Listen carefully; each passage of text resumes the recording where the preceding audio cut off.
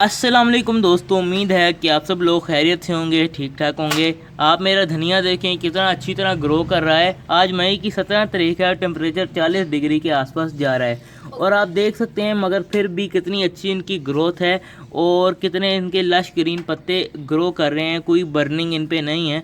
तो मैं क्या टेक्निक यूज़ कर रहा हूँ अपना धनिया को उगाने के लिए, सॉइल प्रिपरेशन मैंने कैसे की और मैं किन बातों का ख्याल रख रहा हूँ, तो आज की इस वीडियो में हम इन्हीं सब बातों को डिस्कस करेंगे। तो आपने वीडियो को एंड तक देखना है क्योंकि हम कुछ क्वेश्चन भी डिस्कस करेंगे, जैसे कि हम इनको इंडोर रख सकते हैं या आउटडोर, या फिर कंप्लीट शेड में इसको गर्मी में ग्रो कर सकते हैं या नहीं। तो आज की इस वीडियो को आपने कंप्लीट लाजमी देखना है।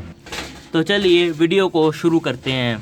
तो दोस्तों, धनिया लगा रहे हैं और वो भी गर्मियों में, तो सबसे इम्पोर्टेंट चीज़ जिसका आपने ध्यान रखना है वो है टेम्परेचर और किस टाइम पे आप लगा रहे हैं दोस्तों। क्योंकि जब अगर हम धनिया लगा रहे हैं वो भी गर्मियों में, तो सर्दियों में अगर हम लगाते हैं तो बीज के उगने के बाद मौसम ठंडा हो जाता है और उसमें उसकी ग्रोथ अच्छे तरीके से बढ़ जाती है। अगर गर्मियों में ऐसा नहीं होता क्योंकि बीज लगाने के बाद टेम्परेचर इतना बढ़ जाता है कि पत्ते हमारे बर्न होना शुरू हो जाते हैं। तो हम किस टाइम पर बीज लगाएं और ताकि हमें सारी गर्मियों में धनिया मिल सके, तो वो टाइम आपने लोकल क्लाइमेट के हिसाब से चेक कर सकते हैं। बीज लगाने का आपने टाइम सेलेक्ट करना है 25 से 30 के दरमियान डिग्री, 25 से 30 डिग्री के दरमियान आप बीज लगा सकते हैं।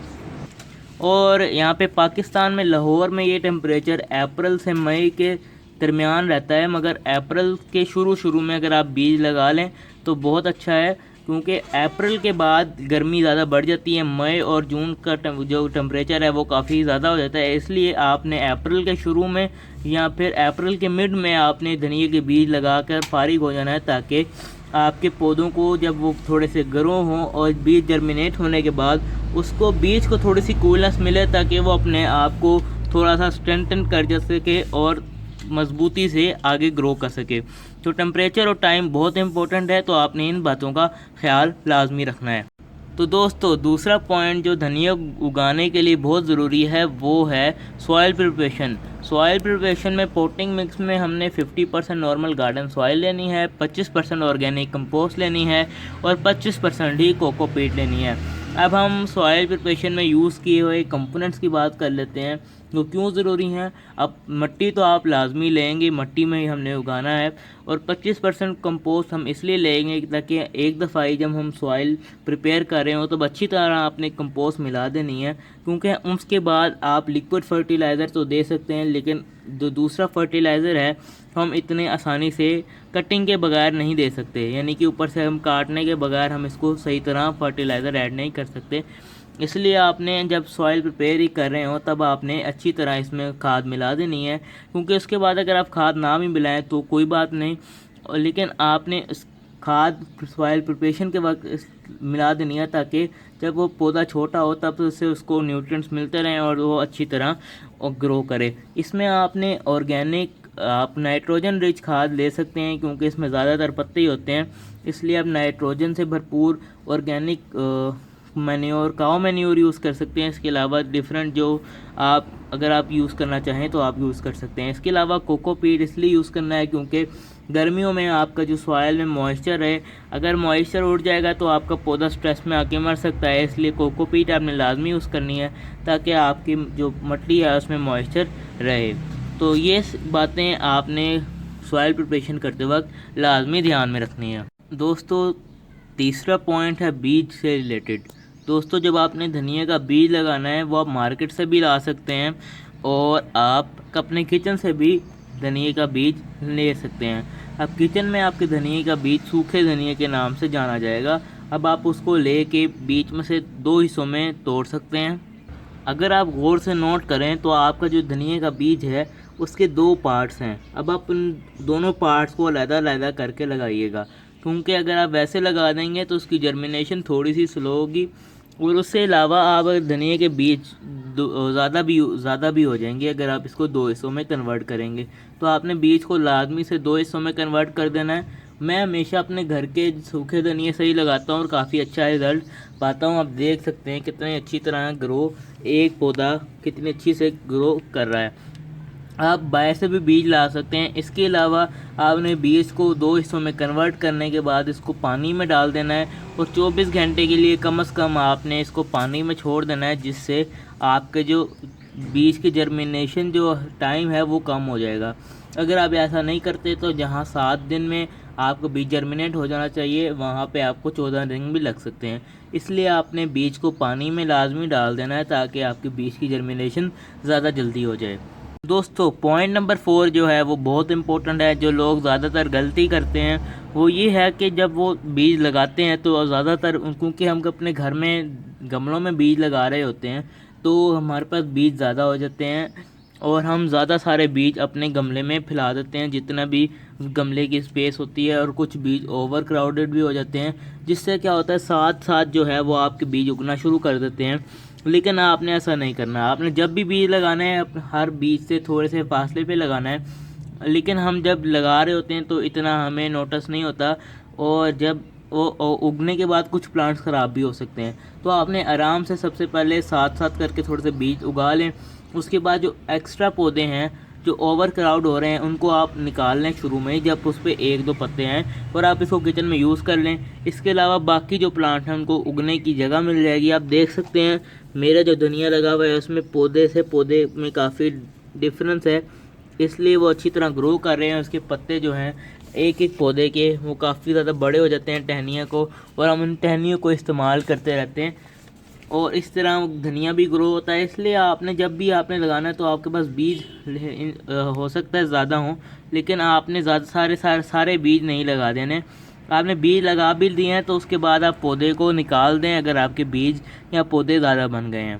दोस्तों ये मैं आपको ये बहुत इम्पोर्टेंट और बहुत ही सीक्रेट टिप देने जा रहा हूँ, जो हो सकता है किसी ने ट्राई ना की हो, तो मैं आपको उस ट्रिक का बता देता हूँ।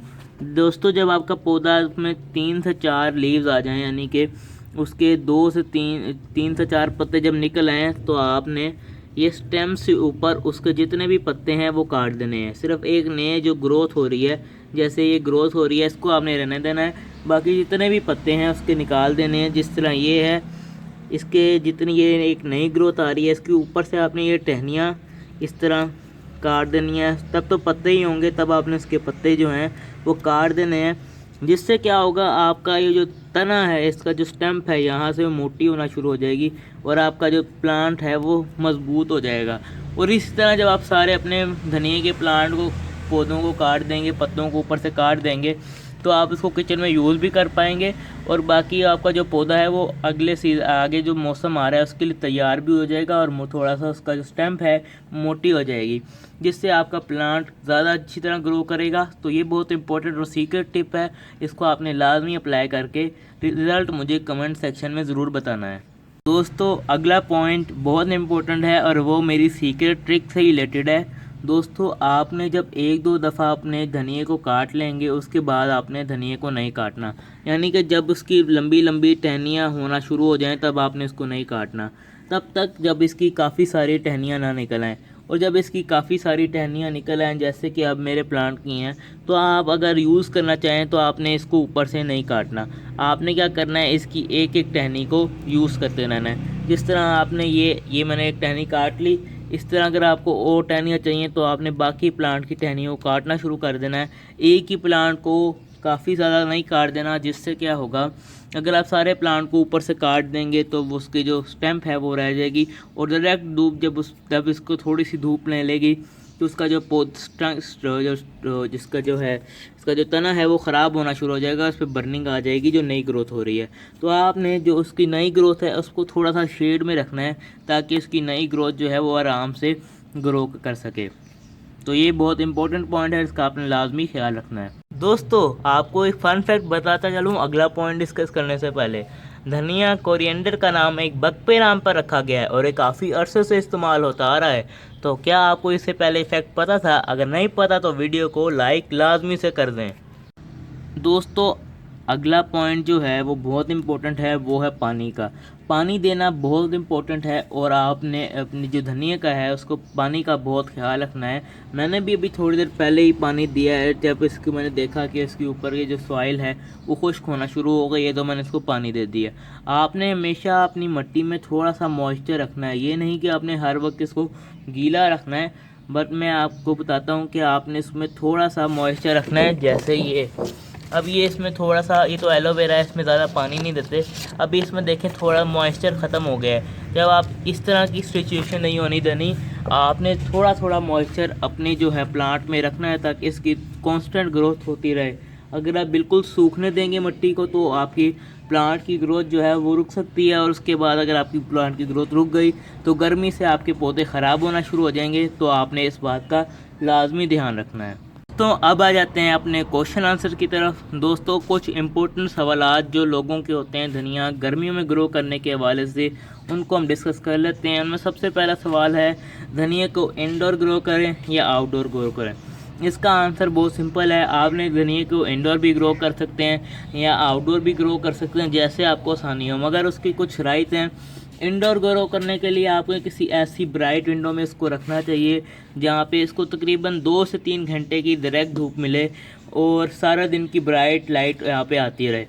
जिससे क्या होगा, क्योंकि अगर इतनी धूप नहीं मिलेगी तो आपका प्लांट जो है वो ग्रो नहीं कर पाएगा। इसकी टहनियाँ लंबी लंबी होकर आपका प्लांट मरना शुरू हो जाएगा, क्योंकि आपके प्लांट को उगने के लिए धूप की अशद ज़रूरत होती है। अब गर्मियों के अगर आप धूप में रख देंगे वो तो जल जाएगा, मगर आपको इसको धूप तो देनी है, इसको धूप तो चाहिए उगने के लिए। इसलिए आपने इसको किसी ऐसी ब्राइट विंडो में रखना है जहाँ पे कुछ देर की धूप आती हो।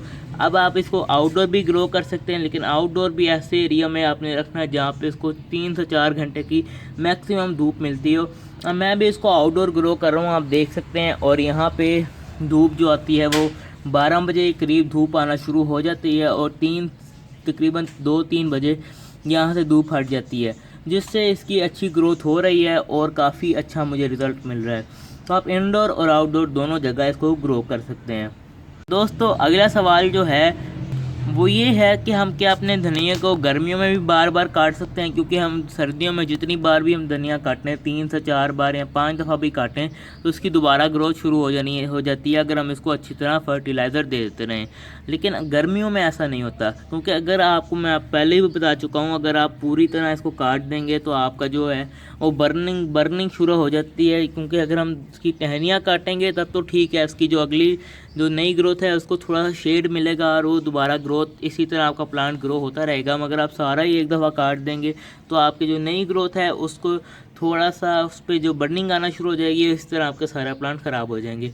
इसलिए आपने सारे आपके बार बार इसको नहीं काटना। जब भी आपने काटना है इसकी एक एक टहनी आप देख सकते हैं, ये टहनी आप इसको काट सकते हैं ऐसे, और इसको आप यूज़ कर सकते हैं। इस तरह काफ़ी सारे आप प्लांट की टहनियाँ यूज़ कर सकते हैं और आपके पास काफ़ी धनिया हो जाएगा अगर आप इसको यूज़ करना चाहें।